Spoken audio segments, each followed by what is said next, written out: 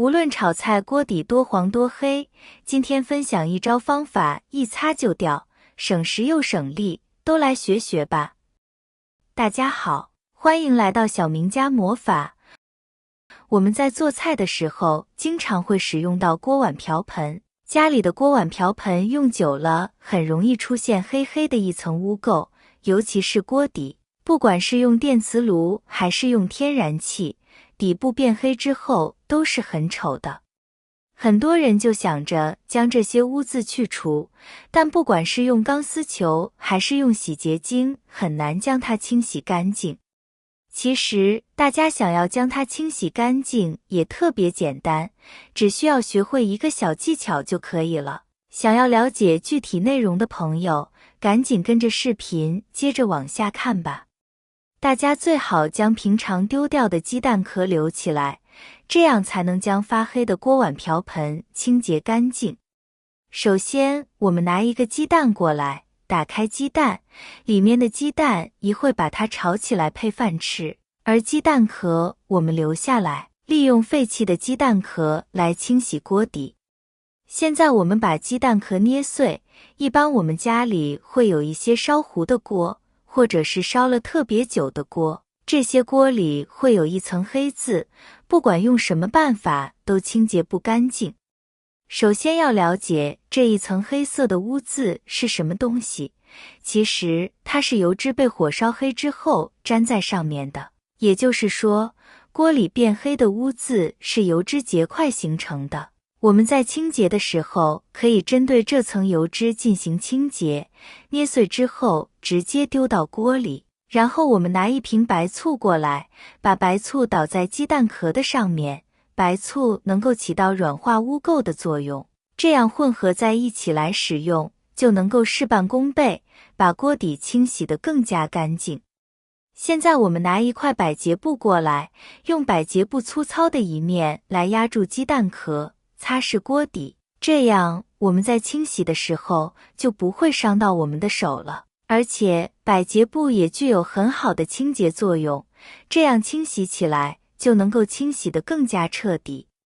大概刷个1-2分钟，就能够将上面的黑渍刷下来了。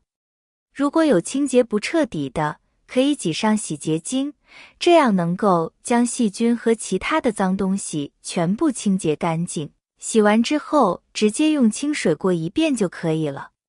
不管是有结块的锅底，或者是被烧糊的锅底，都能够轻松去除。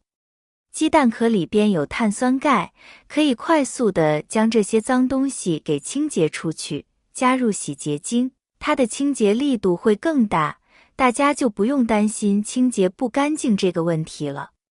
洗好了之后，我们用清水把锅底给冲洗一下，把上面的一些鸡蛋壳还有污垢都给清洗干净。经过这样简单的擦拭之后，锅底就清洗好了。现在我们来看看清洗过后的锅底，马上就变得焕然如新了，花个几分钟的时间就能够轻松把锅底给清理干净了。非常简单实用的一个小方法。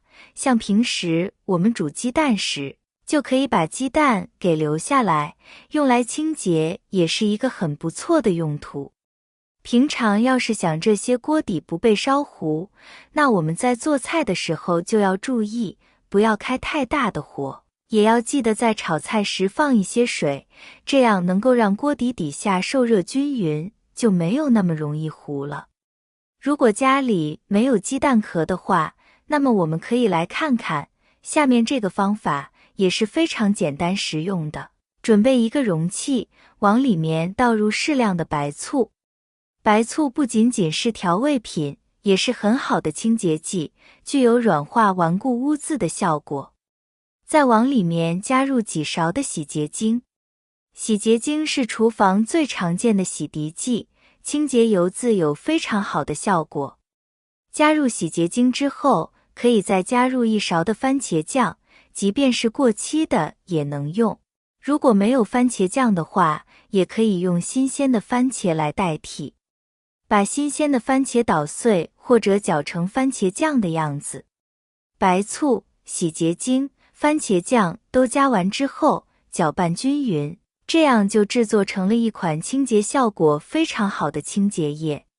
清洁液淋在锅具上面，尤其是黑渍、黄渍比较严重的地方，可以多倒一些清洁液。亲爱的家人朋友们，制作视频不容易。如果您喜欢我的视频，麻烦您动动发财小手，帮我点个赞支持一下吧。您的支持是我前进的最大动力，感谢大家的支持。到了自制的清洁液之后，还可以在比较脏的地方撒上一些小苏打。小苏打被誉为天然的清洁剂，具有很好的清洁效果。当小苏打和清洁液碰面的时候，就会发生化学反应，产生出大量的气泡。这些气泡具有很强的清洁作用。再撒一把食盐，食盐具有杀菌、消毒的作用。加入食盐之后，静待30分钟左右，让清洁效果发挥出来。食盐就像是磨砂颗粒，可以增加摩擦作用。当我们用擦拭的时候，能够提高清洁的效果。我们在刷洗、擦拭的时候，尽量使用百洁布，轻轻一擦就能够把上面的顽固黑渍、黄渍都刷洗掉。最好不要用钢丝球，虽然也有不错的清洁效果，但是容易把锅具划伤。一条条的划痕不仅难看，而且容易生锈，或者是藏污纳垢。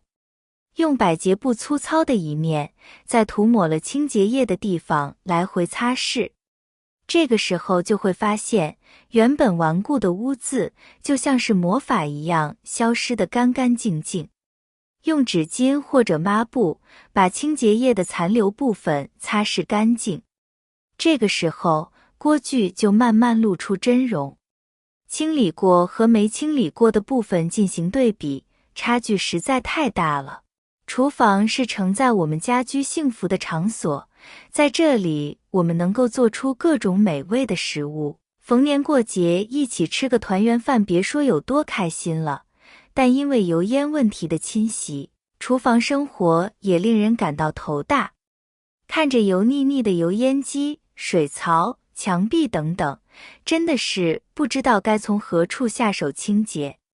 这还不算什么，最令人感到头大的是不锈钢锅具了，因为长时间使用，上面会出现很多顽固黑垢和烧痕，在使用的过程中，不仅效果十分不好，上面还会滋生细菌。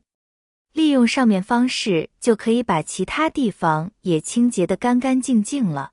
感兴趣的朋友可以试一试哦。喜欢我的视频，记得点赞、关注加收藏。